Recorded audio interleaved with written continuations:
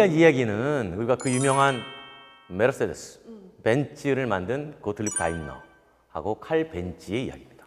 제가 제일 좋아하는 차예요. 독일의 명차 벤츠. 서로 살면서 만난 적이 없어요.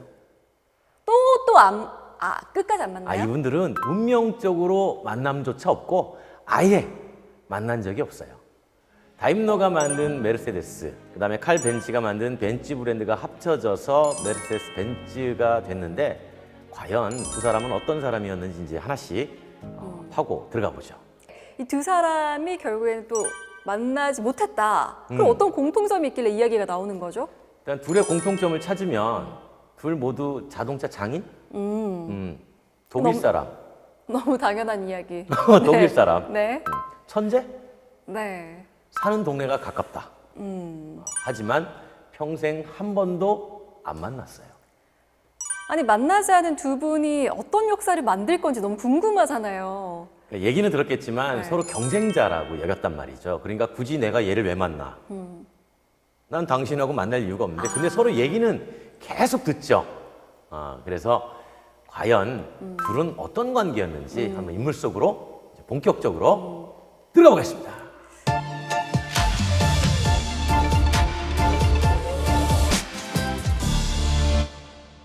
누구부터 알아볼까요? 누가 더 궁금하세요? 찬물도 위아래가 있으니까 우선 그냥 나이대로 가시죠. 다임러. 장유서. 네. 다임러부터 한번 가보죠. 고틀리프 다임러입니다. 이름은 고틀리프 빌헬름 다임러예요. 이 독일 말은 발음도 어려워. 네, 어렵네요. 고틀리프 빌헬름. 전 그냥 다임러라고 해서 좀 그래요, 이해해주세요. 그렇게 해주세요. 넬름도 아니고 네. 빌헬름 다임러. 원래 아버지는 제빵사였고 그 요하네스 다임러라고 하는 제빵사였고 어머니가 이제 프레데리카였는데 그 사이에서 태어나서 평범하게 자랐어요. 13살 때인 1847년에 라테인슐레에서 6년간의 기초교육을 받죠. 네, 라테인슐러. 이것도 뭔가 저희가 알아야 되는 건가요? 알아야 돼요. 인물을 파고들려면 어. 기본적으로 그 사람이 어떤 학문을 했는지 네. 어떻게 배웠는지를 좀 알면 도움이 되겠죠. 그 고틀리프 다임러 얘기할 때 중요한 내용 중에 하나예요, 사실은. 왜냐하면 라테인슐레가 뭐냐면 종교개혁 후에 초기부터 프로이센의 게르만 거주지에는 두 가지 교육기관이 있었어요. 하나는 폴크슐레, 주로 서민이 다니는 학교였고요. 다른 하나가 라테인슐레. 네. 여기는 이제 라틴어 학교입니다. 그래서 주로 귀족 자제분들이 이제 다녔죠. 우리 요즘으로 따지면 뭐 사립학교 같은 천재만 키워낸다는 네. 이런 약간의 좀 개념이 가까운데 주로 중등교육하고 대학 진학을 위한 인문학을 가르쳤고요. 한마디로 잘 살았다 이런 얘기죠. 네. 왜냐하면 돈 없으면 못 간 학교였으니까. 그래서 이제 아버지도 고틀리프야? 너 공무원 되라. 아버지 제가요? 싫어요. 라고 생각을 계속 하게 돼요. 근데 그 시절에도 공무원 좋았어요, 갑자기? 좋았어요. 그때도 공무원 천직이었어요, 여기도. 근데 어쨌든 정말 좋은 학교 보냈고 부모님도 집안 사정이 좋았고 네. 그러면 그냥 좀 순탄한 길을 갔으면 좋겠는데 그게 아니었던 거잖아요. 그게 이제 고틀리프 다임러가 뭘 좋아했냐면 총을 좋아했어요.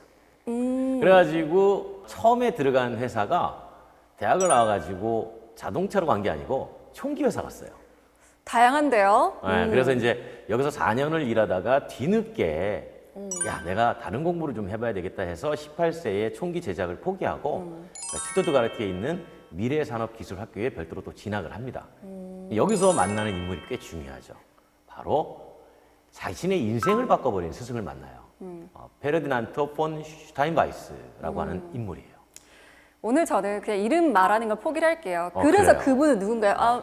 슈타인? 슈타인바이스는 그 비르텐베르크주, 그러니까 네. 그 다임러가 태어났던 그 주의 경제인이에요. 정치인이고 예. 산업인이기도 하고. 그래서 아주 유명한 인물입니다, 역사적으로는.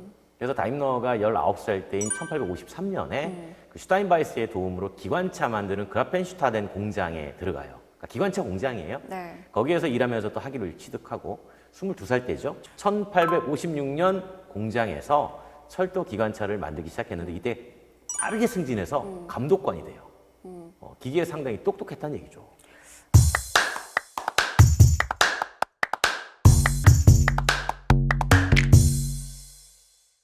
이렇게 좀 부유한 집안에서 자랐던 반면에 다임러는 칼 벤츠는 어땠어요? 벤츠는 못 살았어요. 또 이래요? 가난했어요. 왜 이렇게 늘 다르지? 우리가 일부러 그렇게 비교해요. 아버지가 원래 기관차 운전을 했어요. 그러니까 이제 기계에는 관심을 좀 갖고 있었는데 벤츠가 2살 때 기차 사고로 아버지가 이제 목숨을 잃습니다. 당연히 이제 생계가 예. 기울었겠죠. 그런데 이제 책임지던 사람이 사라지니까 가게는 몰락했을 거고. 그런데 어머니가 거의 맹자 어머니 수준이에요. 맹모 삼천지교. 왜냐하면 벤츠가 너무 똑똑한 거야. 그러면 뒷받침 안 할 수가 없죠. 공부를 너무 잘해. 그래서 어머니가 엄청나게 일을 정말 주경야독 아니라 주경야경 해가지고 어머니가 돈을 벌어서 벤츠 공부를 시키는데 얼마나 천재였냐면 15살 때 칼스루에 대학교에 입학을 해요. 15살짜리가 대학교에 입학을 합니다. 둘 다 정말 똑똑했네요. 네, 그리고 1864년에 기계공학 학위로 졸업을 해요. 1844년생이니까 20살에 대학을 졸업한 거예요. 와, 졸업했어요? 박하나 겨우 20살에 뭐 했어요? 전 그때 제대로 학교에 간 것만 해도 다행인 것 같아요. 재수 삼수 안 하고. 다행이죠. 그러니까 우리는 평범한 사람이고 어쨌든 다임러가 철도 공장의 감독관이 되고 이때 슈투트가르트 폴리테크닉 대학에 요즘 말로 하면 이제 공대인데 이제 거기에서 2년 동안 이제 기술을 연마하죠. 증기기관에 대해서 이제 해박한 지식을 네. 확보하고 이제 그러면서 동시에 증기 엔진 시대가 아니라 앞으로 내연기관 시대가 열리겠구나라는 거를 짐작을 하고 내가 그걸 해야 되겠다라고 결심을 하죠. 그런데 일단 생계를 해야 되잖아요. 그래서 27살 때 회사 관두고 영국으로 건너가요. 영국 철도 차량 제작 기업인 베이앤피커 컴퍼니라는 곳에 일단 취업을 하고 왜냐하면 이제 그 당시에 철도 차량은 영국이 증기기관으로 꽤 앞서 있었잖아요. 그쵸. 그래서 영국 가서 이제 공부를 더 하게 된 거고요. 그런 다음에 이제 다임러는 증기기관의 시대는 이미 도래했고 그러니 여기에서 더 나아간 다른 쪽 저출력 소형 엔진을 좀 공부를 해봐야 되겠다라고 해서 그쪽으로 집중을 하게 되죠. 정말 사실 그 진로를 많이 바꿨잖아요. 네. 근데 또 미래를 보는 안목도 있었나 봐요. 그러니까 세상을 보니까 뭐가 자꾸 달라져요. 될 것 같아. 그러니까 나도 뭔가 새로운 세상에 합류하고 싶다라는 생각을 하게 되는 거죠. 1863년에 그러니까 29살 때 영국에 있다가 이제 독일로 돌아옵니다. 돌아와서 이제 브루덴하우스 로이틀링겐이라는 재단 활동에 합류하는데 이곳이 되게 흥미로운 곳이에요. 그러니까 1834년에 구스타프 베르너 대주교라는 사람이 있었는데 네. 이분이 사회적 기독주의 활동을 해요. 이게 뭐냐면 종교인들도 사회 활동에 적극적으로 참여해야 된다라고 해서 만들어진 재단이고 그 종교가 사회 발전에 이바지 않으면 아무 의미가 없다. 일종의 참여 종교 같은 거죠. 그래서 유치원도 만들고 산업학교도 만들고 또 공장도 만들어요. 근데 그 여기서 나온 이익으로 이제 사회에 환원을 하는 거죠. 1865년부터 69년까지 다임러가 이 재단에 합류를 합니다. 연관된 공장을 관리했는데 여기서 유명한 빌헬름 마이바흐를 만나요.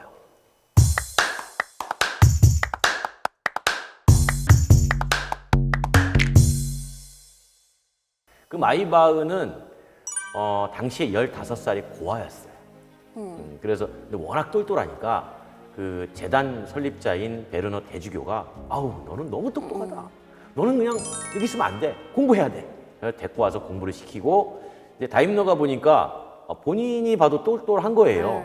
그런데 이제 다임러가 마이바흐 만난 건 좋았는데 이 재단이 너무나 사회주의야. 그래가지고 본인하고 좀 안 맞아요.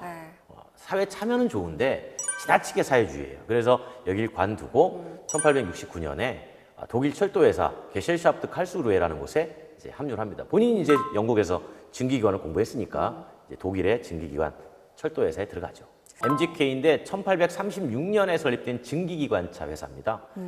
여기서 3년을 근무를 해요. 그리고 나서 1872년에 독일에 기반을 둔 상당히 의미 있는 회사 이름이 하나 나옵니다. 잘 들으세요. 독일의 엔진 제조업체인데 가스 모토렌 파브릭 도이츠.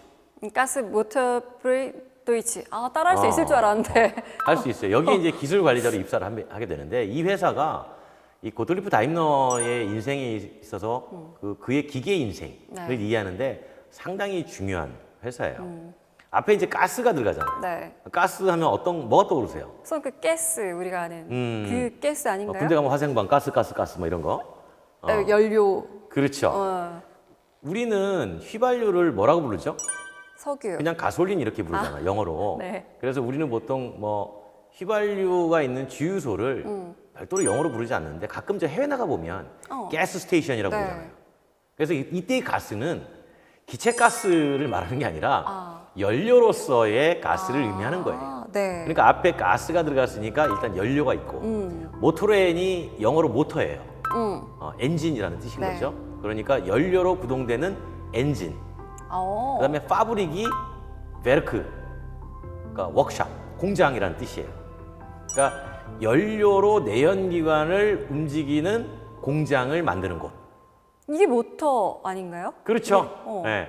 그러니까 그게 지금 말하는 엔진이라고 통칭할 수 있는 내연기관 엔진을 만드는 공장이고 뒤에 도이치는 그냥 붙인 거예요. 도이치란트.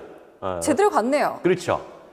그래서 이제 그 회사를 가게 되는데 화석연료로 작동되는 네. 내연기관 동력 발생 장치를 만드는 공장에 이제 다임러가 들어가게 된 거죠. 사실 그 이전까지는 대부분 증기기관이었잖아요. 그리고 철도 만드는 회사, 앞에 기관차 만들고 이런 쪽에 있었는데 본격적인 내연기관 작업에 인생이 시작되는 거죠.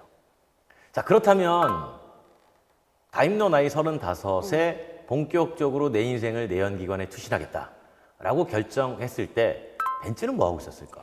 벤츠가 우선 나이가 훨씬 어렸잖아요. 네, 14살이 어렸죠. 35에 옮겼으니까 21살. 공부를 막 하고 천재였다고 그랬잖아요. 네. 20살에 대학교 졸업했다고 그랬잖아요. 그러니까 졸업하고 어딘가에 들어갔을 거예요. 근데 과연 그게 내연기관 회사였는지 아니면 전혀 상관없는 회사였는지 상당히 궁금하지 않습니까?